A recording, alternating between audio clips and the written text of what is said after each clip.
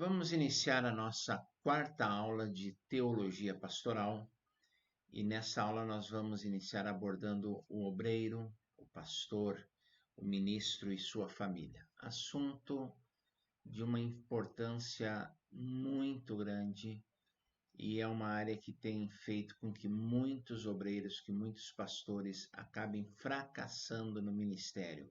São as relações familiares. Ser obreiro do Senhor é uma tarefa, talvez a tarefa mais gloriosa da face da terra. Além do galardão ao que o crente tem direito, todo crente tem direito, é previsto um galardão específico e exclusivo para o obreiro. A coroa de glória é o que diz o apóstolo Pedro na sua primeira carta, capítulo 5, versículos 2 a 4.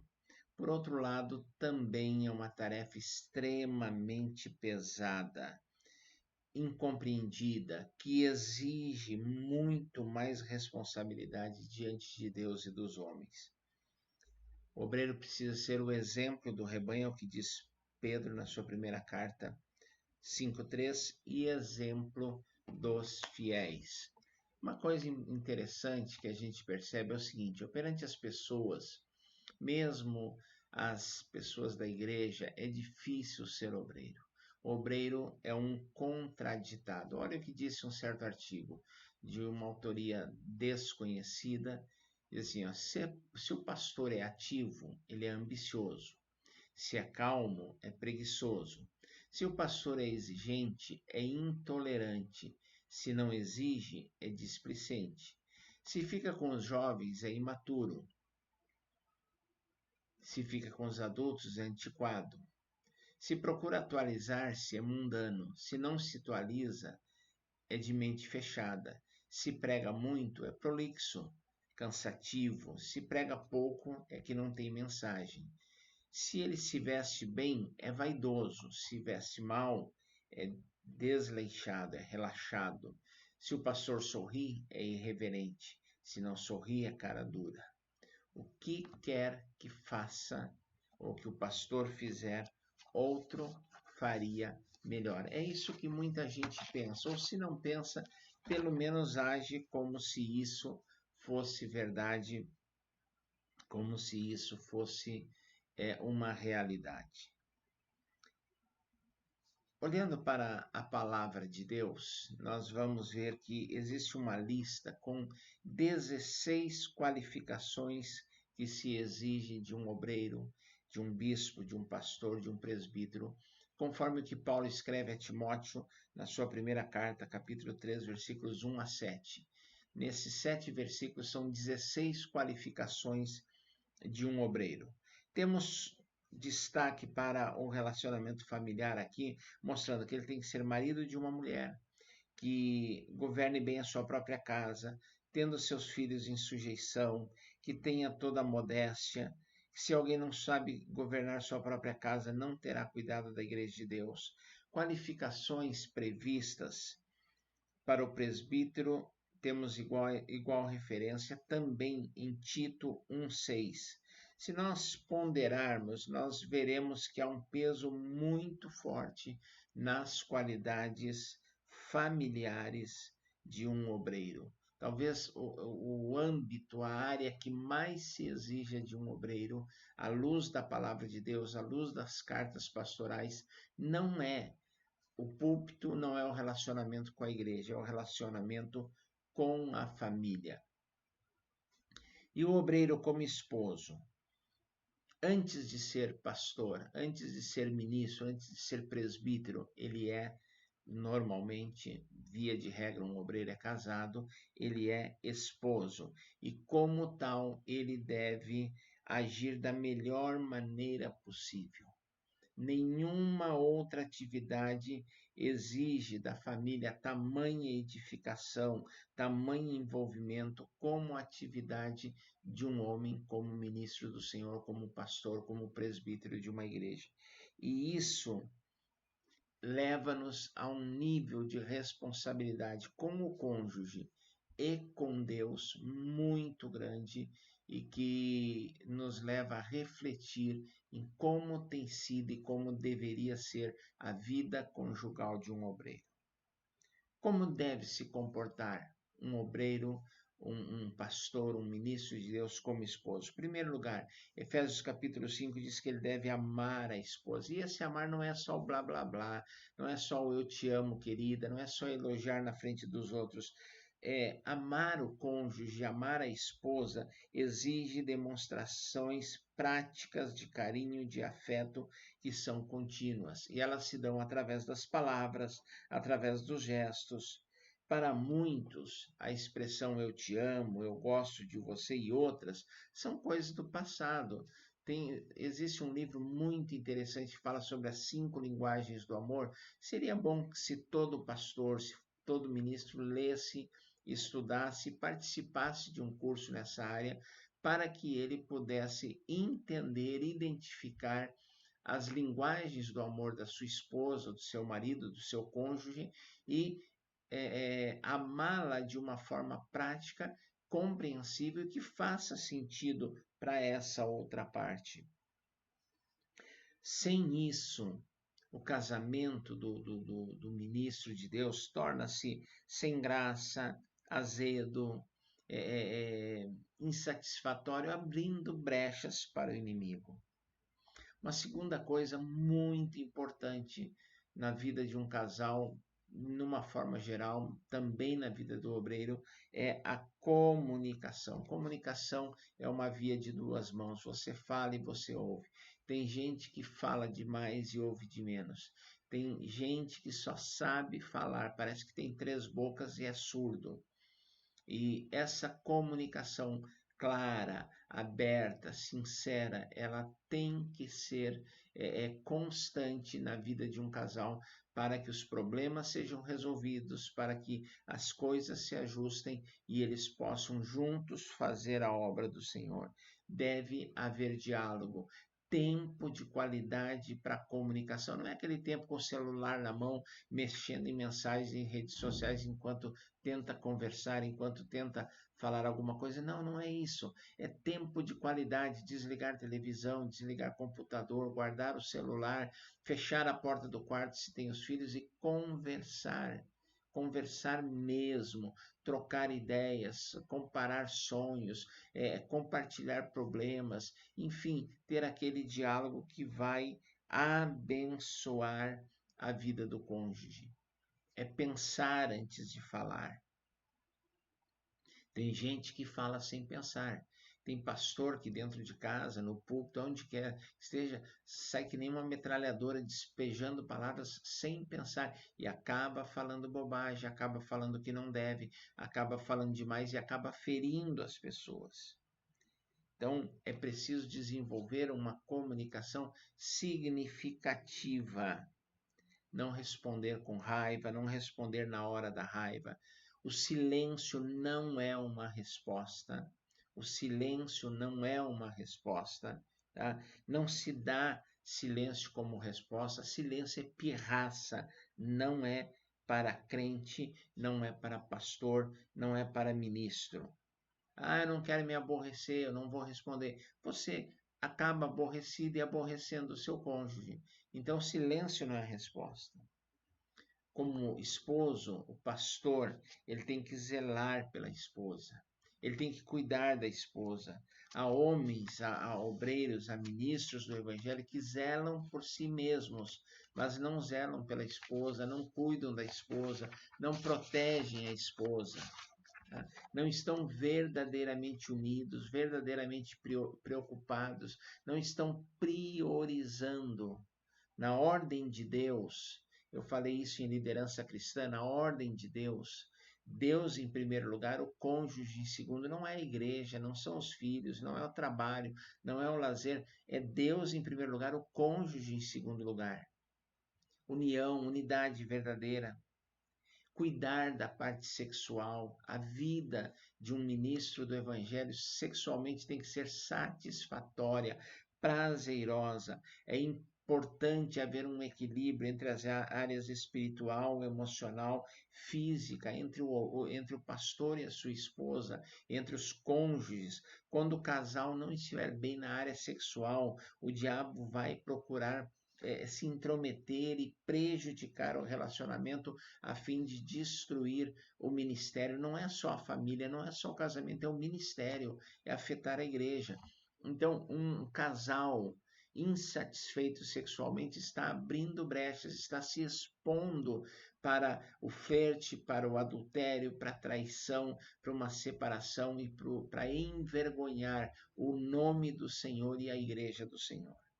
Então, precisa haver um cuidado muito grande, tempo de qualidade também na área sexual, conversar abertamente, comparar o que dá prazer para um, o que dá prazer para outro, chegar a um contexto plenamente satisfatório para ambos. Um pastor não pode envergonhar sua esposa, nem em público, nem privadamente, mas há pastores que vão para o púlpito e falam mal da esposa, colocam os defeitos da esposa diante da igreja, repreendem a esposa, às vezes por causa dos filhos. Tem pastor que está pregando, interrompe a pregação para chamar a atenção da esposa, para chamar a atenção dos filhos. Está errado isso. Isso não pode, isso não deve acontecer, isso não é interessante, isso não pode acontecer. Isso gera um mal-estar sobre a igreja, sobre a congregação e envergonha, entristece, machuca a esposa, machuca os filhos. Pastor, o ministro do evangelho tem que entender, compreender biblicamente o seu papel de líder. Eu sou cabeça, eu mando. Não é assim. A liderança é fundamentada no amor, é fundamentada no Senhor e não no autoritarismo, não no machismo, não no eu mando, eu sou o homem, eu sou o pastor. Não, não é por aí não. E tem homem que quer ser pastor em casa, quer ser pastor na cozinha, quer ser pastor na cama. Isso é ridículo. Não é assim que funciona. Antes de ser sua ovelha, sua esposa é uma mulher e é sua esposa. Então, isso tem que ficar muito claro. E a liderança é baseada no amor. Você lidera, você exerce autoridade em Cristo e não com os seus próprios méritos ou baseado no fato de você ser o homem ou deixar de sê-lo. O obreiro e seus filhos, o ministro e seus filhos. Existem vantagens e desvantagens de ser filho de um pastor, de ser filho de um ministro. Sou filho de pastor, tenho 3 filhos, então eu conheço bem essa problemática. Quais são as vantagens de ser filho de pastor? Estão debaixo das bênçãos do ministério do pai. É preciso, no entanto, que os pais ensinem que os filhos de pastor não devem ter privilégios na igreja. Eles não são especiais, eles não têm prioridade em absolutamente nada. Na igreja, eles são membros, se forem batizados, são membros comuns. Se não são batizados, são crianças, são adolescentes normais, como quaisquer outros, não há nenhum privilégio. Há jovens que se prevalecem da condição de filho de pastor para cometerem abusos, para atos de irreverência. E muitas vezes o pai passa a mão por cima. Isso é ruim. Você está debaixo, você filho de pastor, seus filhos estão debaixo da bênção de Deus. E uma coisa deixar muito claro aqui, muito claro, isso precisa ser entendido por todos, pelos pais, pelos filhos e pela igreja. Filho de pastor não é pastorzinho. O chamado é do pai. O chamado é dos pais, não dos filhos. Os filhos poderão ou não ser chamados por Deus. Os filhos poderão ou não ter uma vocação um comissionamento vindo de Deus, mas eles não são necessariamente pastores. Filho de pastor não é pastorzinho, não tem que se portar como pastor, não tem que falar como pastor, não tem que se vestir como pastor. Filho de missionário não é missionáriozinho, é filho de missionário. Ele não tem que se envolver em todos os trabalhos da igreja. Aliás, nem a esposa do pastor. Ela não precisa ser líder da sociedade feminina, regente do coral, dirigente da orquestra, professora na IBD. Não, ela não tem essa obrigação e os filhos de pastores não têm que se envolver mais do que o necessário, mais do que um crente normal nas atividades da igreja. Ele não tem privilégios, mas ele também não tem obrigações além dos outros. Eu vejo pastores expondo seus filhos como se fossem pastorzinhos. Eu vejo missionários que, quando vão para conferências, quando vão para casa, para a sua igreja, para um período de férias, vão visitar igrejas, mantenedores, eles levam seus filhos, às vezes pequenininhos, como se fossem missionáriozinhos. Ah, pequena missionário, pequeno missionário. Gente, são filhos de pastores, são crianças que estão carregando um peso para o qual não estão ainda preparados, nem psicologicamente, nem emocional, nem espiritualmente. Deixe seus filhos serem crianças. Seja você pastor, seja você missionário, deixe os seus filhos curtirem a vida dentro dos princípios do Senhor, dentro dos caminhos do Senhor. Mas os seus filhos são crianças, são adolescentes e devem ser tratados como tais. Não tente fazer do seu filho um pastorzinho, não tente fazer do seu filho um missionáriozinho, vai trazer problemas no futuro. É um peso para o qual eles não estão prontos para carregar. Então, cuidado com isso. Existem desvantagens? Existem. Dos filhos dos obreiros, dos pastores, dos líderes, se exigem mais do que os filhos dos outros. São mais olhados e parece que são mais tentados. Às vezes se cobra tanto que a revolta aflora e fazem mais coisas erradas. Daí a necessidade de se dar muita atenção para os filhos de obreiros, de ministros, de pastores. Você note uma cena dentro da igreja, 3 crianças ali perto do púlpito brincando, o filho da zeladora da igreja, o filho de um diácono e um filho do pastor. E lá na porta está aquele irmãozinho mais chato da igreja, mais zeloso. Eu não vou colocar chato, vou colocar zeloso, mais zeloso da igreja. E as 3 crianças saem correndo porta fora. Quem é que aquele irmãozinho vai segurar pelo braço? O filho do pastor. Não corre, você é filho de pastor. Filho de pastor tem que ser aleijado. Filho de pastor não pode brincar, não pode correr, não pode se divertir. Se o lugar não é adequado, se o momento não é adequado, ele tem que abraçar os 3, acolher os 3, dizer, olha, aqui não é lugar de correr, mas vale para os 3. Mas passa o filho da zeladora, passa o filho do diácono e ele cata lá o filho do pastor. Você não pode correr porque você é filho de pastor. Há pastores e esposas de pastores que cobram dos seus filhos usando essa expressão. Você não pode ser filho do pastor. Está errado. Você está colocando um peso que não é daquela criança. Eu sempre disse para os meus filhos, não faça isso, isso é errado. Mas não vinculava aquilo ao fato de serem meus filhos. Nunca permiti, enquanto os meus filhos eram pequenos, hoje todos são adultos, que alguém os cobrasse por ser filho de pastor. 2 vezes ao longo da minha jornada pastoral eu vi alguém cobrando e eu corrigi a pessoa na hora. Não faça isso. Diga para ele que está errado, diga que não deve fazer, que é feio o que está sendo feito, mas não diga, não faça porque o teu pai é pastor ou porque você é o filho do pastor. E nunca cobrei. Enquanto os meus filhos eram pequenos, toda vez que eu assumi o pastorado de uma congregação, eu dizia para essa congregação essas palavras que eu estou dizendo nessa aula. Meus filhos são crianças, meus filhos não têm um chamado ministerial, o chamado é meu. Meus filhos não são pastores da igreja, não exijam dos meus filhos uma postura pastoral. exige um comportamento adequado com o ambiente e com a educação de qualquer criança. Se você chamar o meu filho, minha filha, e dizer, olha, não faz isso é feio, não é bonito, isso não é legal, o lugar não é apropriado, eu vou te agradecer. Se você disser, meu filho, não faz isso, você é filho de pastor, eu vou brigar com você. E funcionou muito bem, graças a Deus, funcionou muito bem.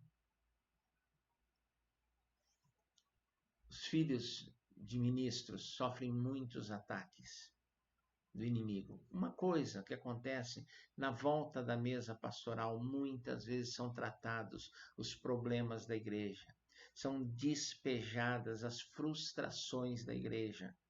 E os filhos ali pequenos, em formação, adolescentes, estão ouvindo. Então eles vão ficando assim com aquela raiva, com aquela mágoa, com aquela tristeza com relação à igreja. E o inimigo usa isso para atacar. Às vezes é o comportamento dúbio do pai em casa, na igreja ele é um santo, em casa não vou dizer o que eu pensei, mas é mais ou menos isso. Espero que você tenha entendido. Então, aquele comportamento dúbio, dúplice do pai, é tão bonzinho com os de fora e é um terror, é um tirano com os de dentro. Na igreja é santo, em casa é violento, sem amor, ama todo mundo na igreja, espanca os filhos, e tem pastor que espanca até a esposa, tá? Briga, xinga. Exemplo da família do pastor, um exemplo interessante aqui é a família do pastor que queria mudar para o templo. Em casa sua vida era um inferno, então queriam mudar para dentro do templo, porque no templo o pai era amoroso, a esposa era amoroso. Escândalos na vida do pastor, adultério, desvios financeiros, que os filhos ficam sabendo, que os filhos tomam conhecimento e aí não querem saber de igreja, não querem saber de ministério, não querem saber de Deus. São algumas desvantagens. Escândalo na vida dos crentes. Meu irmão, por favor, você que é pastor, você que é pastora, não discuta os assuntos da igreja. Os podres da igreja na frente dos seus filhos.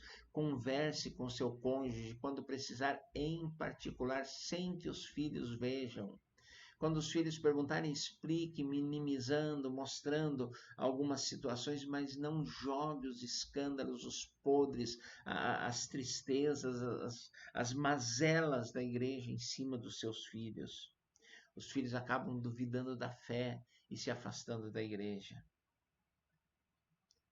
Às vezes o pastor, o obreiro, ele é injustiçado, um péssimo salário, humilhações, e os filhos estão vendo o pai ser humilhado, o pai ser maltratado muitas vezes publicamente, o pai ser contraditado publicamente, ser ofendido por qualquer coisa. E tem igreja que faz isso, tem muita igreja que faz isso, tem muita gente que faz isso. Então, essas questões machucam e machucam muito a vida de um filho de pastor e precisamos tomar cuidado. Um bom pai, mesmo que pastor, ele dá tempo ao filho. Você precisa gastar tempo com seus filhos. A sua primeira congregação é a sua família. A melhor versão da Bíblia para os seus filhos não é atualizada, não é corrigida, não é NVI, não é King James, não é NTLH, a melhor Nova Almeida, a melhor versão da Bíblia para os seus filhos é a sua vida. É na sua vida que eles irão ler a palavra de Deus antes de lê-la no papel, de ler fisicamente. Então preocupe-se com isso. Dê tempo, ouça, converse como você faz com o cônjuge, faça com os filhos, ore junto com os filhos, faça o culto doméstico junto com os filhos. É indispensável. Ministre a palavra de Deus aos seus filhos. Tenha um tempo para brincar, para jogar bola, para soltar pipa, para pescaria, de acordo com o interesse dele, não com o seu. Converse francamente, comunicação é fundamental entre pais e filhos. Não provoque a ira. É orientação bíblica, Efésios 6,4. Não irrite seus filhos com as suas ideias, com as suas exigências, muitas vezes absurdas. Quando você errar, peça perdão para os seus filhos. É extremamente importante isso. O filho vai ver a humildade, a sinceridade, a espiritualidade do pai. E discipline seus filhos. Discipline seus filhos. Corrija verbalmente. E apesar da nova psicologia, também fisicamente, use a varinha. Provérbios diz que o que afasta a vara do seu filho aborrece a sua alma. A do filho, a sua própria, a dos vizinhos, a da igreja, se ele é pastor. Então, corrija os seus filhos. Trabalhe com seus filhos. Seja o melhor pastor e o melhor pai que seus filhos jamais terão em toda a sua vida. São algumas orientações muito práticas, muito rápidas, até eu diria, dentro desse contexto de aula, mas extremamente necessárias e importantes. Sua primeira congregação, ela é composta do cônjuge e dos seus filhos. Você pode ser pastor de uma mega igreja se você falhar dentro de casa. Você perdeu tudo, você perdeu a essência, você perdeu o que você tinha de mais importante. Eu conheço pastores pastoreando grandes igrejas, enfrentando divórcio, tendo um casamento fracassado, casando de novo para descasar e casar novamente. Prega muito bem, administra muito bem, mas não sabe administrar sua própria casa. Não sabe administrar os seus conflitos, os seus problemas pessoais, os seus problemas conjugais, os seus problemas de relacionamento dentro de casa. Sucesso começa dentro de casa.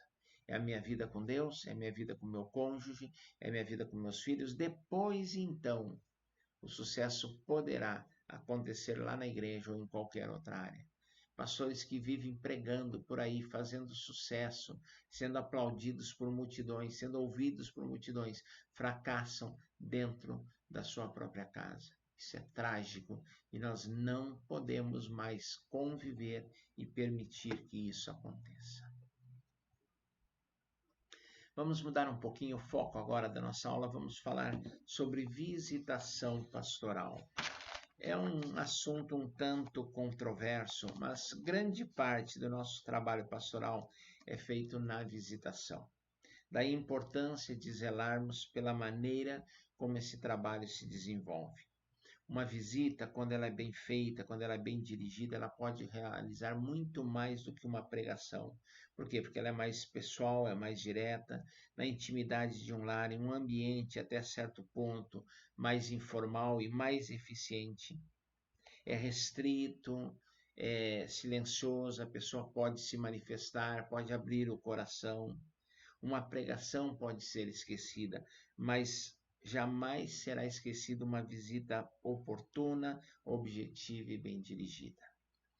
Em algumas cidades, principalmente cidades grandes, com a correria, com a agitação, com o tamanho da cidade, levando em conta que a maioria dos membros das famílias da igreja trabalham, tornou-se mais eficiente o atendimento em gabinete pastoral. O pastor marca o horário, a secretária marca o horário quando tem, e o pastor, a pessoa vai ao gabinete conversar com o pastor. Mas existem visitas para idosos, visitas em hospitais, pessoas convalescendo em casa, pessoas que passaram por uma crise, pela perda de um familiar, pelo luto, por algum outro tipo de crise. Essas pessoas precisam de uma visita pastoral. E o pastor precisa visitar essas pessoas com muito carinho, com muita dedicação e com muita atenção. Características de uma boa visitação. Em primeiro lugar, é a hora adequada. E aí você vai me perguntar, Teofacir, qual é a hora adequada? Não sei. Depende da família que vai receber a visita. Para alguns é a primeira hora do dia, de manhã, logo após o café. Vá visitar uma família que a senhora está fazendo almoço às 11h30 da manhã. Não é um bom horário. Não vá fazer a visita a meio-dia, a não ser que você esteja indo lá para filar a boia, para almoçar sem avisar, o que é pior ainda. Para alguns, essa visita pode ser meio da tarde, pode ser início da noite. Não vai fazer uma visita às 11 horas da noite, que não é adequado. Fazer uma visita às 11 horas da noite é o horário da família estar, inclusive o próprio pastor já está, no mínimo, se preparando para dormir. Então tem que combinar e ver com a família, com a pessoa que será visitada, qual é a hora adequada. Raramente uma boa visita se dá num ambiente de trabalho, num ambiente profissional. Normalmente não é adequado em horário nenhum. Outra coisa é a duração. Visita pastoral é algo objetivo. Tem irmão que fala, visitinha de médico. É bem isso. Você não vai lá para bater papo, para discutir política, tempo, futebol, crise econômica. Você vai lá para conversar com a pessoa sobre coisas espirituais, ler a Bíblia, resolver os seus problemas através do aconselhamento ou ajudar e orar e ir embora. Então, eu entendo que uma boa visita pastoral ela dura em torno de meia hora, de 30 minutos.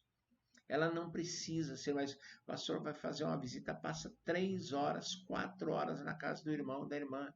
Atrapalha toda a dinâmica familiar, se torna inconveniente. Aí, olha, lá vem o pastor de novo, perdi minha tarde, perdi minha noite, perdi minha manhã, perdi o dia. Então, a visita pastoral tem que ser muito objetiva. Isso tem a ver também com a finalidade.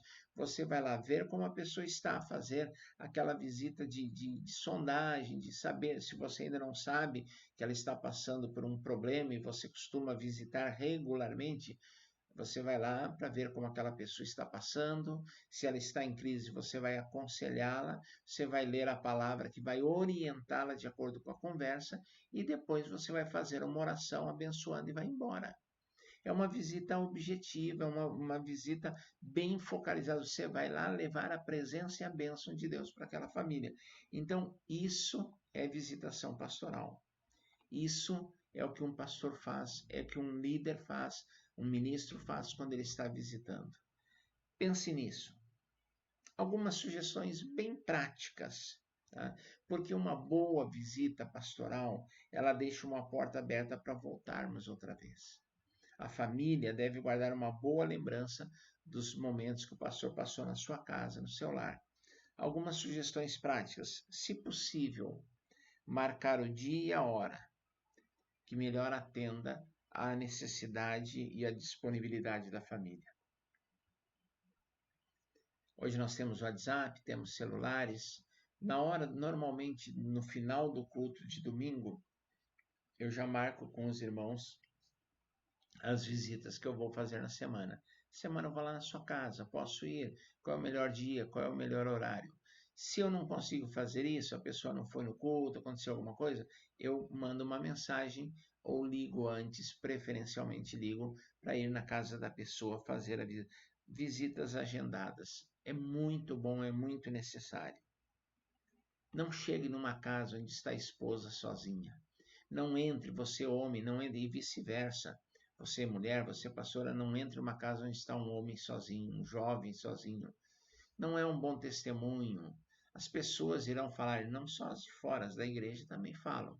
Lembrando isso. Tá? Então, se o marido não está, não entra, se você é homem. Se a esposa não está, não é, não, eu volto outra hora, conversa tal. No curso da visita, mantenha-se discreto, sem ficar olhando para tudo, sem ficar fazendo pergunta demais. Não fique, se é a primeira visita, não queira saber tudo da família numa hora só. Não é um interrogatório, é uma visita. Você vai fazer a primeira visita para uma família que está chegando à igreja, para alguém que está passando uma crise, nem é da igreja e pediu ajuda. Aí você sai, chega na casa lá e começa a fazer um monte de perguntas, perguntas que não tem nada a ver com o seu trabalho. Mera curiosidade, não faça isso. Não fique querendo entrar e mexer. Não corrija os filhos dos outros. Não corrija os animais dos outros. Se a televisão estiver ligada, não desligue. Não é responsabilidade sua. Se alguém precisar atender o telefone, não reclame, deixe atender. E desligue o seu, deixe o seu no silencioso. Não fique me mandando mensagem enquanto conversa com a pessoa. Em caso de ausência, chegou, você marcou, a pessoa não está, você foi lá, coloca embaixo da porta um cartãozinho, coloca uma mensagenzinha, um versículo, uma assinatura, a data e a hora que você estive aqui. Felizmente não encontrei, estou orando por você, Deus abençoe.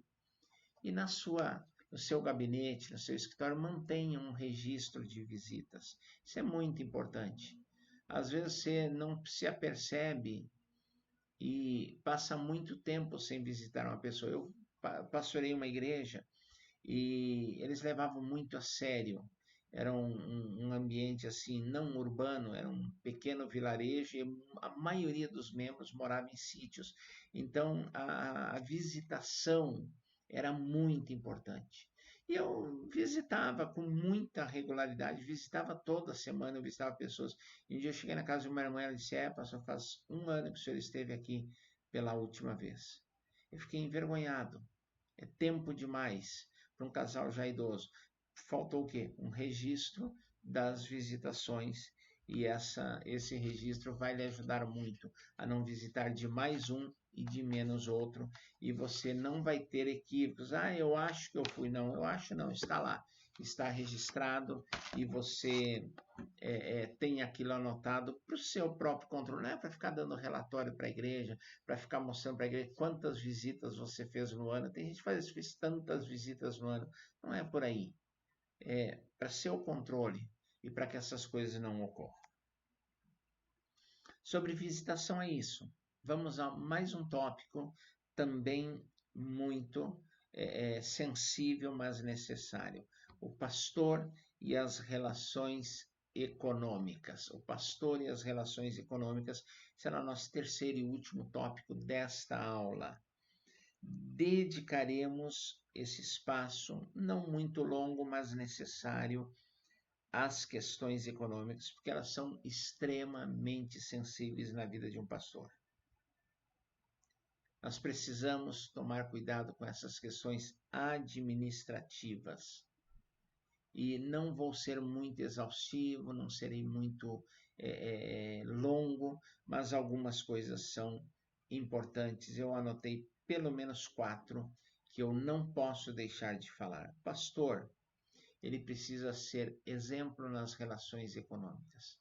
Cuidadoso. Pastor endividado, um pastor que não paga contas, um pastor caloteiro, é um péssimo testemunho para a igreja, para o evangelho, para a própria vida do pastor. Não é digno de confiança um pastor que vive pedindo dinheiro emprestado, que vive devendo na praça, que vive sendo cobrado, que vive com o nome sujo nos serviços de proteção ao crédito.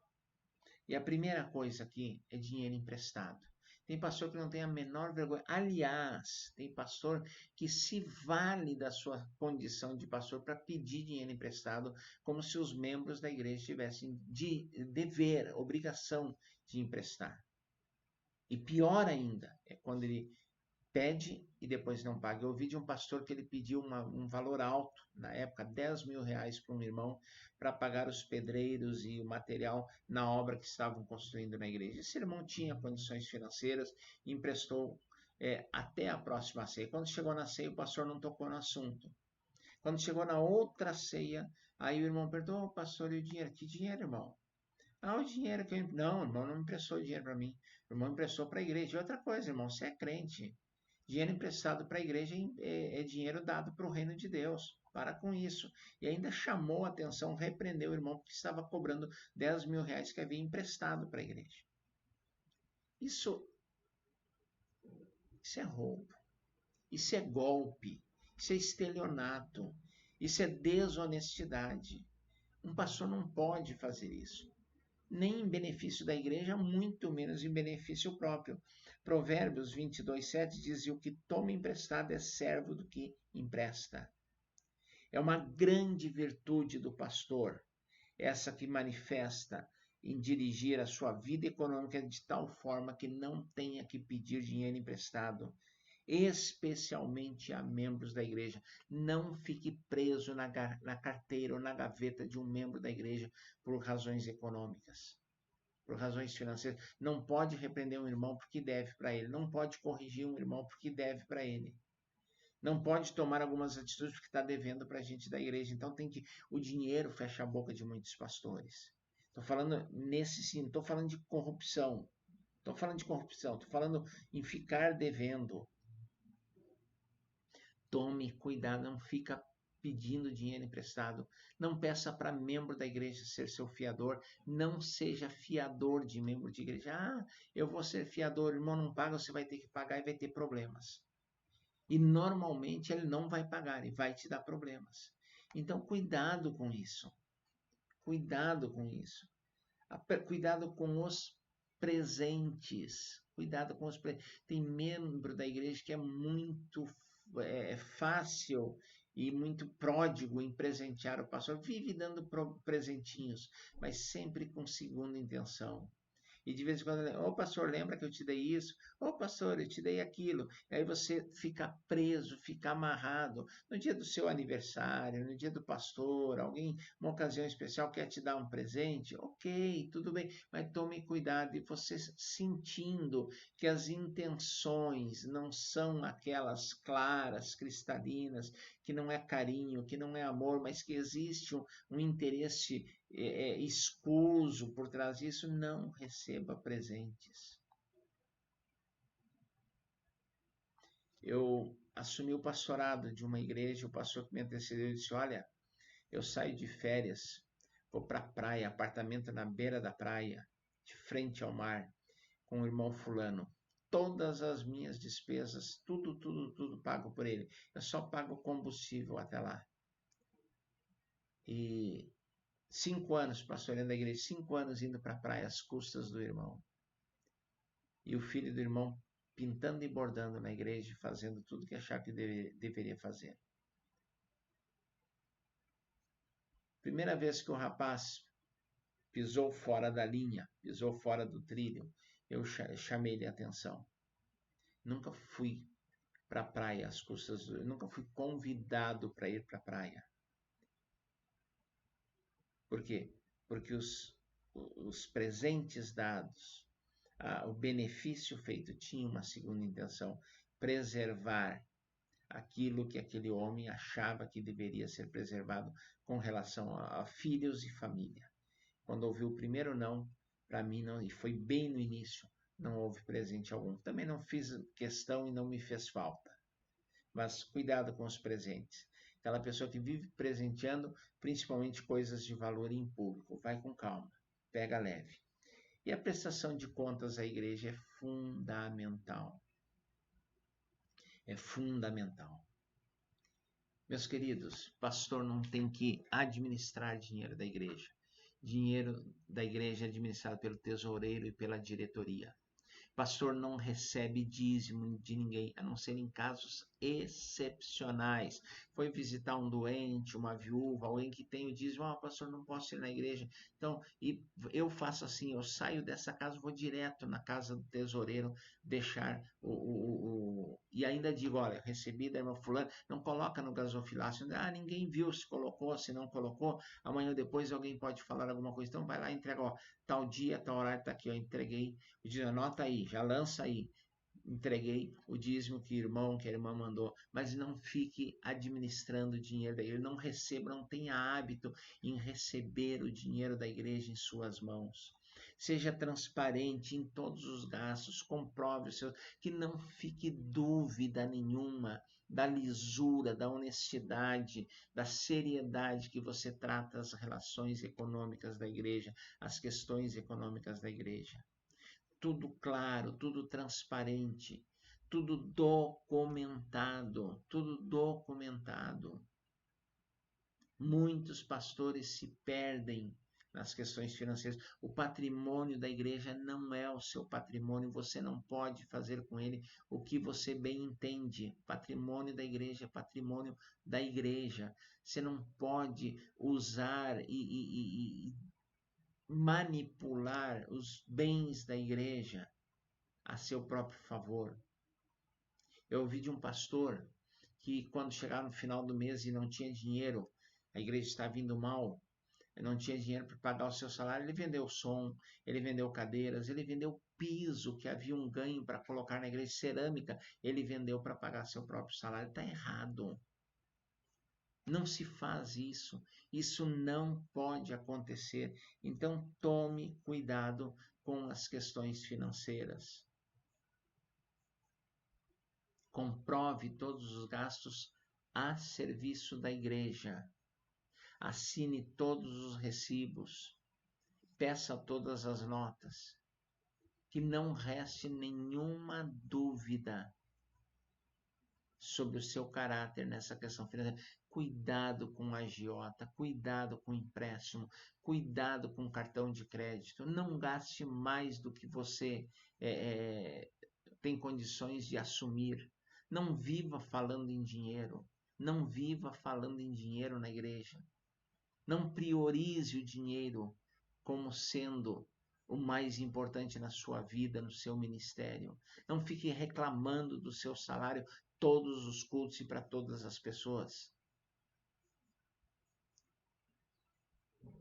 O dinheiro pode derrubar o ministério pastoral de qualquer pessoa, se ele não for administrado corretamente. Então, pense nisso. Nós finalizamos assim a nossa aula e espero que tenha sido proveitosa. Falamos da família do ministro, falamos da visitação, das relações econômicas e eu oro a Deus para que essas coisas façam sentido e façam diferença na sua vida. Em nome de Jesus.